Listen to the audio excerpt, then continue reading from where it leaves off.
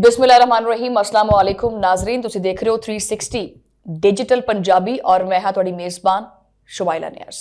Vlog शुरू करो जनाब। चाह दी चुस्की नाल शुरू करते। अज अगर आपां अखां खोल के देखिए तां बिल्कुल वाज़े है कि पाकिस्तान के खिलाफ जो कुछ भी हुंदा पिया वो किसी एक वाक़े या किसी एक हमले या एक नैटवर्क उत्थे तक सिर्फ महदूद नहीं हैगा। ये ध्यान रख लो, ये एक मुसलसल मुनज़म ते तवील मुद्दती यानी लंबे अरसे की एक प्रॉक्सी वॉर है जिहड़ी कि 1 2 3 या 4 साल तो नहीं बल्कि कई सालों तो मुख्तलिफ नामां तो मुख्तलिफ चेहरियां तो और मुख्तलिफ महाजां के जरिए चलाया जा रहा है। इस प्रॉक्सी वार का आखिर मकसद की है? इस प्रॉक्सी वार का एक ही मकसद रहा है। वो मकसद की है? पाकिस्तान नूं अंदरों खोखला करना, पाकिस्तान दियां अंदरों जड़ां वढ़ना, पाकिस्तान दे मुआशी एहतसाब दे उत्ते वार करना और पाकिस्तान दी सिविलियन आबादी दे विच एक खौफ मुबतला करना। 2026 शुरू होया वैसे और इन्हां ने अपना लोचर तल दिता है और यह कोई हादसा नहीं हैगा कि कराची वर्गे मुआशी मरकज नूं बार बार निशाना बनाने की कोशिश की जाती है। यह शहर पाकिस्तान की मैशियत की रीढ़ की हड्डी है और जो भी पाकिस्तान नूं कमजोर देखना चाहता है वो सब तो पहले पाकिस्तान की जिहड़ी रीढ़ की हड्डी यानी कराची है ना उहदे उत्ते जरबां लांदा है, उहदे उत्ते सट्टा मारन की पूरी पूरी कोशिश करता है। ਜਦੋਂ भी पाकिस्तान किसी मुआशी बहाली की तरफ वधदा है या जो भी इलाकाई जिहड़े रवाबित ने वो मजबूत होंदे है, इलाकाई जिहड़े तालुकात होंदे ने वो काफ़ी मजबूत होंदे है, जो भी आलमी सतह के उत्ते पाकिस्तान का जिहड़ा मुकदमा है वो मजबूत होंदा है। एन उसी टाइम जिहड़े ना इस तरह के जिहड़े नैटवर्क्स ने वो हरकत च आ जाते हैं और तुसीं ये समझ रहे होगे कि ये इतफाक है। 2026 तो ये इतफाक बिल्कुल ही नहीं समझना, ये इतफाक नहीं है, ये एक टाइमिंग है और टाइमिंग हमेशा नीयत नूं बेनकाब करती है। भारत इन्हें कराची दे विच जिहड़ी अज कार्रवाई करने की कोशिश की है, अलहमदुलिल्लाह पाकिस्तान की इंटैलीजेंस जिहड़ी हैगी है, पाकिस्तान के जिहड़े इंटैलीजेंस के इदारे ने उन्होंने बर वक्त कार्रवाई करते हुए वो मिशन नाकाम बना दिता है। और ये जिहड़ा भारत है ये दुनिया के सामने अपने आप नूं बड़ा कोई जिम्मेदार रियासत, दुनिया की सब तो वड्डी जमहूरीयत और खिते दे विच अमन दा एक अलमबरदार बना के अपने आप को पेश करता है, लेकिन इसके अपने अमाल ये दावियां की जिन्ना वो नफी करते, उसका इनकार करते। अगर भारत वाकई अमन चाहता है तो फिर वो जिस तरह अज कराची दे विच जिहड़ा मिशन लैके फिरदे सी उस तरह कार्रवाइयां क्यों करता है? पाकिस्तान के अंदर सिविलियन जिहड़े अहदाफ ने और माशी मराकज ने और हसास इलाके ने उन्होंने बार बार निशाना बनाने की मनसूबाबंदी क्यों करता है?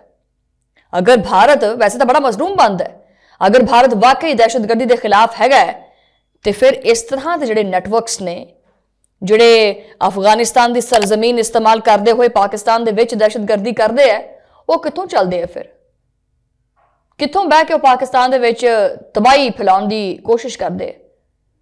तुहाडा ये मनसूबा कभी कामयाब नहीं हो सकता क्योंकि पाकिस्तान के इंटैलीजेंस के इदारे जिहड़े ने हम वक्त तैयार ने, चुकन्ने ने, उन्होंने नींद नहीं आती। तुसीं तां सो जाने ना सत्तू पी के, साडे इंटैलीजेंस के इदारे नींद नहीं आती। और कुलभूषण यादव जिहड़ा वो कोई पुरानी कहानी नहीं है। कुलभूषण यादव तुहानूं डरांदा रहेगा, ये कोई सियासी नारा नहीं है बल्कि एक जिंदा सबूत है कि किस तरह रियासती सतह के उत्ते नैटवर्क्स बनाना चाहते सी, फंडिंग की जाती सी, सहूलतकारी होंदी सी और फिर आलमी फोरम्स के उत्ते मासूमियत वाला वादा जिहड़ा वो पा लेंदे। बलोचिस्तान होवे या कराची होवे, तरीका वारदात बदलदा नहीं, सिर्फ और सिर्फ ना बदलदे। किते BLA, किते BLF, किते कोई होर ना दी तंजीम, लेकिन हैंडलर केड़ा है? हैंडलर केड़ा है? वो एक ही, ना बदलते पे और हैंडल की एक सिमत भी एक ही है। अफगानिस्तान की सरजमीन का इस्तेमाल, मुकामी सहूलतकारों का नैटवर्क ते बैरूनी फंडिंग, ये सारा कुछ जिहड़ा है ना एक ही गल की निशानदेही करता है। हुण तां दस्सण की भी लोड़ नहीं हैगी, मामला जिहड़ा ना वो खुल्लम खुल्ला पिया होया तुहाडे सामने। ठीक है, ये कोई बिखरिया होया अमल नहीं हैगा ਜਿਹੜਾ ਤੁਹਾਨੂੰ ਸਮਝ ਨਾ ਆਵੇ। ਇਹ ਬਕਾਇਦਾ ਇੱਕ ਸਟ੍ਰੈਟੇਜਿਕ ਪਲਾਨ ਹੈ। ਅਸਲ ਮਸਲਾ ਮੈਨੂੰ ਸਮਝ ਨਹੀਂ ਆਉਂਦਾ ਇਹਦਾ। ਬਾਕੀ ਇਹਨੇ ਬਥੇਰੇ ਆਪਣੇ ਰੱਖੇ ਹੋਏ ਆ ਆ ਕਰਨ ਵਾਸਤੇ। ਅਸਲ ਮਸਲਾ ਇਹ ਹੈ ਕਿ ਭਾਰਤ ਸਫਾਰਤੀ ਮਹਾਜ਼ ਦੇ ਉੱਤੇ ਮੁਸਲਸਲ ਨਾਕਾਮੀਆਂ ਤੋਂ ਬਾਅਦ ਹੁਣ ਪ੍ਰੌਕਸਿਸ ਦੇ ਜ਼ਰੀਏ ਦਬਾਅ ਪਾਉਣ ਦੀ ਪਾਲਿਸੀ ਜਿਹੜੀ ਹੈ ਨਾ ਉਹਦੇ ਉੱਤੇ ਇਨਹਿਸਾਰ ਕਰਦਾ ਪਿਆ।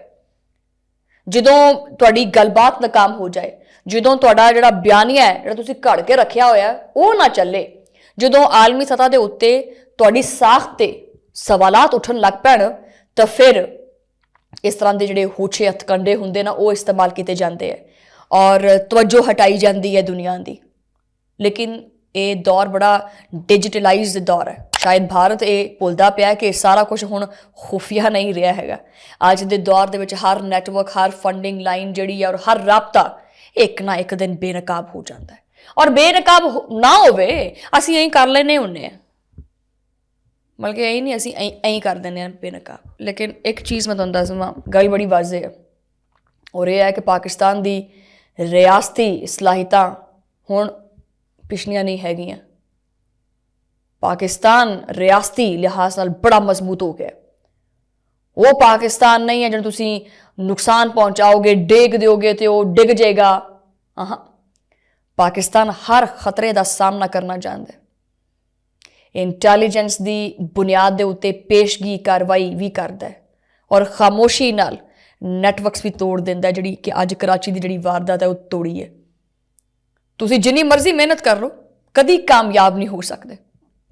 ਔਰ ਭਾਰਤ ਪਾਕਿਸਤਾਨ ਨੂੰ ਜਿੰਨਾ ਕਮਜ਼ੋਰ ਕਰਨ ਦੀ ਕੋਸ਼ਿਸ਼ ਕਰੇਗਾ, ਇਨਸ਼ਾਅੱਲਾ ਇੰਸ਼ਾਉ ਰਹਿਮਾਨ, ਪਾਕਿਸਤਾਨ ਓਨੀ ਦਿਨ ਦੁਗਣੀ ਰਾਤ ਚੁਗਣੀ ਤਰੱਕੀ ਕਰੇਗਾ। ਔਰ ਜੜ੍ਹਾਂ ਖੋਖਲੀਆਂ ਹੋਣਗੀਆਂ ਭਾਰਤ ਦੀਆਂ ਆਪਣੀਆਂ, ਜਿਹੜਾ ਇਹ ਬੜਾ ਆਪਣਾ ਕੋਈ ਅਖੰਡ ਭਾਰਤ, ਠੀਕ ਹੈ ਨਾ, ਅਖੰਡ ਭਾਰਤ। ਅੱਜ ਦਾ ਵਲੌਗ ਆਪਾਂ ਖਤਮ ਕਰਦੇ ਹਾਂ। ਇੱਕ ਅਗਲਾ ਵਲੌਗ ਵੀ ਹੈ, ਉਹ ਵੀ ਤੁਸੀਂ ਲਾਜ਼ਮੀ ਸੁਣਨਾ ਹੈ। ਉਹ ਕ੍ਰਿਕਟ ਦੇ ਮੈਦਾਨ 'ਚੋਂ ਹੈ। ਜੋ ਹਾਲਾਤ ਇਹਨਾਂ ਨੇ ਪੈਦਾ ਕੀਤੇ ਬੰਗਲਾਦੇਸ਼ ਦੇ ਵਿੱਚ, ਬੰਗਲਾਦੇਸ਼ ਦੀ ਕ੍ਰਿਕਟ ਟੀਮ ਨੇ ਆਖਿਆ ਕਿ ਜੀ ਅਸੀਂ ਹੁਣ ਭਾਰਤ ਨਹੀਂ ਜਾਣਾ ਕਿਉਂਕਿ ਭਾਰਤੀ ਬਹੁਤ ਹਿੰਦੂ ਇੰਤਹਾ ਪਸੰਦ ਹੈ, ਬਹੁਤ ਜ਼ਿਆਦਾ। ਅਗਲੇ ਵਲੌਗ 'ਚ ਗੱਲ ਕਰਾਂਗੇ, ਲੇਕਿਨ ਇਸ ਵਲੌਗ ਤੋਂ ਮੈਨੂੰ ਦਿਓ ਤੁਸੀਂ ਇਜਾਜ਼ਤ। ਤੁਹਾਨੂੰ ਮੁਲਾਕਾਤ ਹੋਏਗੀ ਅਗਲੇ ਵਲੌਗ ਦੇ ਵਿੱਚ। ਉਦੋਂ ਲਈ ਅੱਲਾ ਨਿਗਹਿਬਾਨ।